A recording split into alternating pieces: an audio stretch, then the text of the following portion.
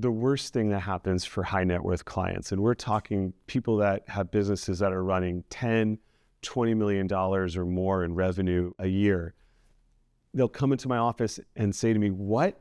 I have to pay half the value of my business to my spouse on the business that I built up and they did nothing?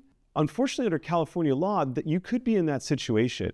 If you're working in the business while you're married and you don't have a prenup, it's almost a presumption that even if you started a little bit of the business beforehand, but worked on it most of your marriage, the presumption is that it's a community property business and you're going to have to pay the person half of it. And what we really work on with our high net worth clients is how do we divide that asset up so that they don't have to pay out their business. We have clients that are doctors in the past, lawyers in the past, accountants in the past that can't divide up their practices. So they have to pay their spouse off. And what we do is we look at, a lot of times if you're working that hard, you also generate a lot of really high assets. So there's a lot of assets a lot of times that can be worth this similar amounts as the business. And the real critical thing is, how do you assess the value of those assets?